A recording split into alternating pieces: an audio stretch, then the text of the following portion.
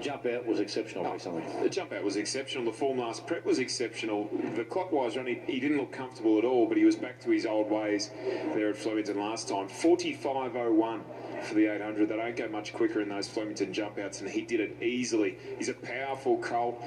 I'm just making sure he's got the right amount of legs. The $4 out to $4.60 it was. Punters are starting to come to their senses now into $3.90. Yeah, you got to love the way he looks in the yard. He steps out with plenty of purpose. He's got the ears pricked up there. He's bright and looks fit and well. He's a good style of horse. Thurlow, with the wickers off and the blinkers are going back on today. A winner here and had plenty of experience in jump outs and trials.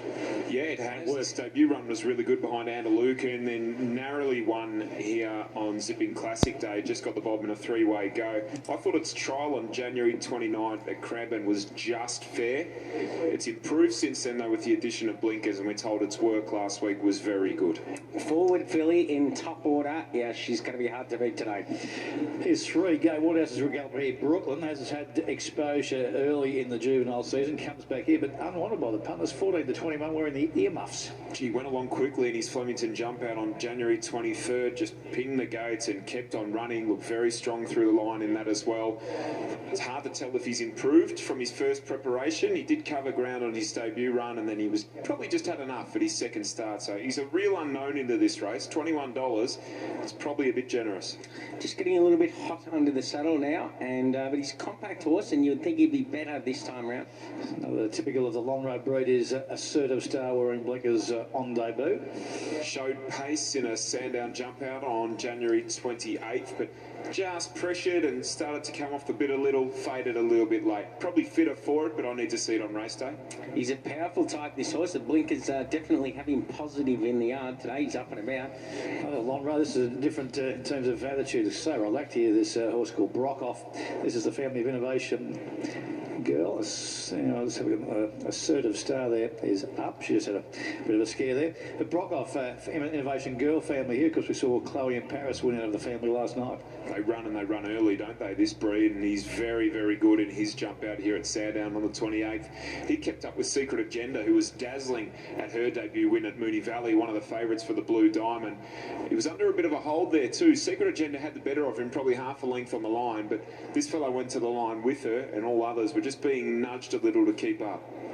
Couldn't she run early? And this horse is a bit stronger type, clearly being a colt. He's not very big, as she wasn't, but he's got good strength about him, and a little bit new there as Nick Hall gets on board. Okay, here's More Than Most, who has been 21 and well tried 15 to 650 in the early bidding on this race, and now 6 back out to 11. Do you wonder how much of that was caused by just the avalanche of punters following, thinking they didn't want to miss out on something here because he's 6 to 11 here on track. I think he's going to be a really nice horse in time, particularly when he gets to 1,400 metres in a mile as a 3-year-old. His 2 trials were okay, but his jump out on the 23rd was very good. Big improvement there with the winkers going on.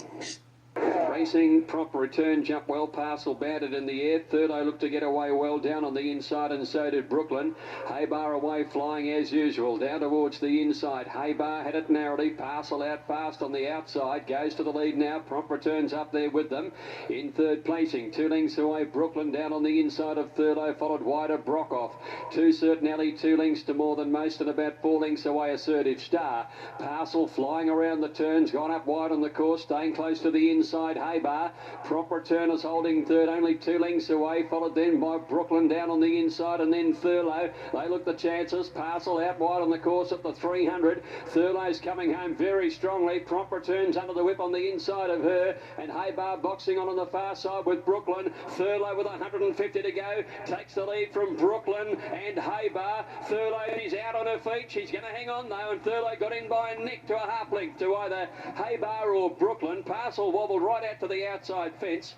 Prompt return the next one over with More Than Most. A gap Certain Alley, and then Brockoff, who weakened out, and last to finish Assertive Star. And CrayWilliams.com wins here with Thurlow, who toughs it out well in a highly competitive contest. I think there's a fair bit of assessing this moving forward, but on the day, the Thurlow 420 wins. Looks like Brooklyn will get, it's in a photo on here with Haybar. Moving on, Thurlow from the spring to the late summer into the early autumn. Certainly going to